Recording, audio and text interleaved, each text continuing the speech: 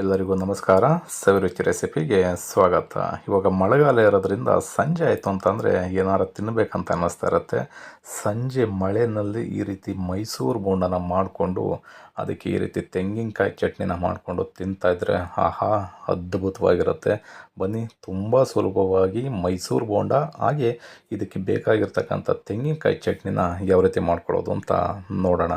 ನಾನಿಲ್ಲಿ ಒಂದು ಬೌಲ್ನ ತೊಗೊಂಡು ಇದಕ್ಕೆ 2 ಕಪ್ಪಿನಷ್ಟು ಮೈದಾ ಹಿಟ್ಟನ್ನು ಸೇರಿಸ್ಕೊಳ್ತಾ ಇದ್ದೀನಿ. ಅದೇ ಕಪ್ಪಲ್ಲಿ ಅರ್ಧ ಕಪ್ಪಿನಷ್ಟು ಕಡಲೆ ಹಿಟ್ಟನ್ನು ಸೇರಿಸ್ಕೊಳ್ತಾ ಇದ್ದೀನಿ. ಮೈದಾ ಹಿಟ್ಟು ಒಂದು 200 ಗ್ರಾಮ್ ಅಷ್ಟಿದೆ, ಕಡಲೆ ಹಿಟ್ಟು ಒಂದು 50 ಗ್ರಾಮ್ ಅಷ್ಟು ಇದೆ. ಒಂದು 3ರಿಂದ 4 ಹಸಿಮೆಣ್ಸಿಕಾಯಿನ ಈ ರೀತಿ ಸಣ್ಣದಾಗಿ ಕಟ್ ಮಾಡಿ ಸೇರಿಸ್ಕೊಳ್ತಾ ಇದ್ದೀನಿ. 1 ಇಂಚಿನಷ್ಟು ಶುಂಠಿನ ತುರಿದು ಸೇರಿಸ್ಕೊಳ್ತಾ ಇದ್ದೀನಿ. ಸ್ವಲ್ಪ ಕರಿಬೇವಿನ ಸೊಪ್ಪು ಹಾಗೆ ಸ್ವಲ್ಪ ಕೊತ್ತಂಬರಿ ಸೊಪ್ಪನ್ನು ಸಣ್ಣದಾಗಿ ಹಚ್ಚಿ ಸೇರಿಸ್ಕೊಳ್ತಾ ಇದ್ದೀನಿ.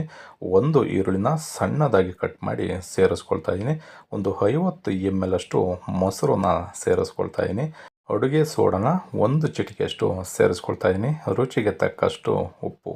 ಇಷ್ಟು ಪದಾರ್ಥಗಳನ್ನ ಸೇರಿಸ್ಕೊಂಡು ನಾವು ಇದಕ್ಕೆ ಯಾವುದೇ ರೀತಿ ನೀರನ್ನು ಬೆರೆಸ್ದೇ ಚೆನ್ನಾಗಿ ಮೊದಲು ಮಿಕ್ಸ್ ಮಾಡ್ಕೋಬೇಕು. ಅದಾದಮೇಲೆ ಸ್ವಲ್ಪ ನೀರನ್ನು ಬೆರೆಸ್ಕೊಂಡು ಈ ರೀತಿ ಕಲಿಸ್ಕೋಬೇಕಾಗತ್ತೆ. ನಾನಿಲ್ಲಿ ನೀರನ್ನು ಸೇರಿಸೋದನ್ನು ತೋರಿಸಿಲ್ಲ.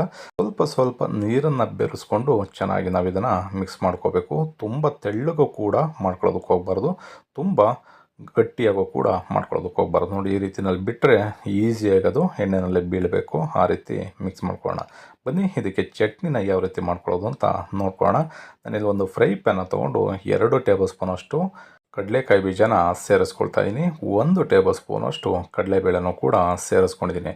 ಇದನ್ನು ಒಂದು 2ರಿಂದ 3 ನಿಮಿಷಗಳ ಕಾಲ ಚೆನ್ನಾಗಿ ನಾವು ಈ ರೀತಿ ಫ್ರೈ ಮಾಡ್ಕೋಬೇಕು. ಈ ರೀತಿ ಫ್ರೈ ಮಾಡಿಕೊಂಡು ನಾವು ಚಟ್ನಿನ ಮಾಡಿಕೊಂಡ್ರೆ ಬಹಳ ಹೊತ್ತು ಚಟ್ನಿನೂ ಕೂಡ ಕೆಡೋದಿಲ್ಲ, ಬಹಳ ಫ್ರೆಶ್ ಆಗಿರುತ್ತೆ, ಬಹಳ ರುಚಿಯಾಗೂ ಕೂಡ ಇರುತ್ತೆ. ಇದು ತಣ್ಣಗಾದ ಮೇಲೆ ನಾವು ಈ ರೀತಿ ಮಿಕ್ಸಿ ಜಾರಿಗೆ ಸೇರಿಸ್ಕೋಬೇಕು.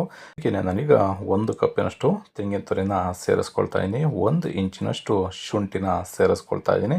ಹಾಗೆ 2 ಹಸಿಮೆಣ್ಸಿಕಾಯಿನೂ ಕೂಡ ಸೇರಿಸ್ಕೊಳ್ತಾ ಇದ್ದೀನಿ. ರುಚಿಗೆ ತಕ್ಕಷ್ಟು ಉಪ್ಪು, ಸ್ವಲ್ಪ ಕೊತ್ತಂಬರಿ ಸೊಪ್ಪು ಬೇಕಿದ್ರೂ ಸೇರಿಸ್ಕೋಬೋದು. ಈ ರೀತಿ ನೀರನ್ನು ಸೇರಿಸಿ ನಾವು ಚಟ್ನಿನ ಚೆನ್ನಾಗಿ ರುಬ್ಕೊಂಡ್ರೆ ಸಖತ್ತಾಗಿರ್ತಕ್ಕಂಥ ರೆಸ್ಟೋರೆಂಟ್ ಸ್ಟೈಲ್ನಲ್ಲಿ ಚಟ್ನಿನೂ ಕೂಡ ರೆಡಿ ಆಗುತ್ತೆ.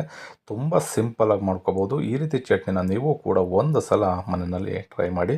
ಬನ್ನಿ, ಈ ಚಟ್ನಿಗೆ ಯಾವ ರೀತಿ ಒಗ್ಗರಣೆನ ಮಾಡ್ಕೊಳ್ಳೋದು ಅಂತ ನೋಡೋಣ. ಒಂದು ಫ್ರೈ ಪ್ಯಾನ ತೊಗೊಂಡು 1 ಟೇಬಲ್ ಸ್ಪೂನಷ್ಟು ಎಣ್ಣೆನ ಸೇರಿಸ್ಕೊಂಡಿದ್ದೀನಿ. ಅದಕ್ಕೆ ಎಣ್ಣೆ ಬಿಸಿ ಆದಮೇಲೆ ಒಂದು ಅರ್ಧ ಟೀ ಸ್ಪೂನಷ್ಟು ಸಾಸಿವೆ, ಅರ್ಧ ಟೀ ಸ್ಪೂನಷ್ಟು ಜೀರಿಗೆ, ಸ್ವಲ್ಪ ಕರಿಬೇವಿನ ಸೊಪ್ಪನ್ನು ಈ ರೀತಿ ಸೇರಿಸ್ಕೊಂಡು ಒಂದು ಅರ್ಧ ನಿಮಿಷಗಳ ಕಾಲ ಚೆನ್ನಾಗಿ ಫ್ರೈ ಮಾಡ್ಕೋಬೇಕು. ಅದಾದ ನಂತರ ಚಟ್ನಿ ಜೊತೆಯಲ್ಲಿ ಇದನ್ನು ಮಿಕ್ಸ್ ಮಾಡ್ಕೋಬೇಕು.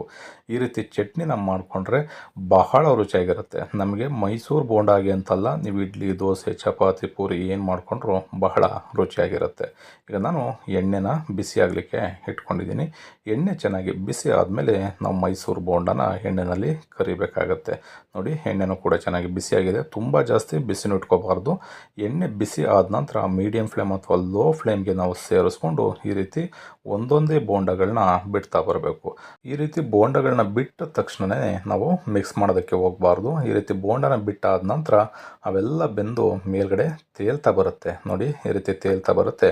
ಆವಾಗ ನಾವು ಎರಡೂ ಬದಿನಲ್ಲಿ ತಿರುಗಿಸ್ಕೊಂಡು ಒಂದು 4ರಿಂದ 5 ನಿಮಿಷಗಳ ಕಾಲ ಈ ರೀತಿ ಎಳೆ ಕಾವಿನಲ್ಲಿ ಅಥವಾ ಮೀಡಿಯಂ ಉರಿನಲ್ಲಿ ಇಟ್ಕೊಂಡು ಚೆನ್ನಾಗಿ ಬೇಯಿಸ್ಕೋಬೇಕಾಗತ್ತೆ. ಈ ರೀತಿ ಬೇಯಿಸ್ಕೊಂಡು ನಾನು ತೋರಿಸಿರ್ತಕ್ಕಂಥ ಚಟ್ನಿ ಜೊತೆಯಲ್ಲಿ ಈ ಬೋಂಡನ ತಿಂತಾಯಿದ್ರೆ ಆಹಾ, ಆ ಮಳೆಗೂ ಆ ಚಳಿಗೂ ಹಾಗೆ ಬೋಂಡ ಜೊತೆ ಚಟ್ನಿ ಇದ್ದರೆ ಅದ್ಭುತವಾಗಿರುತ್ತೆ.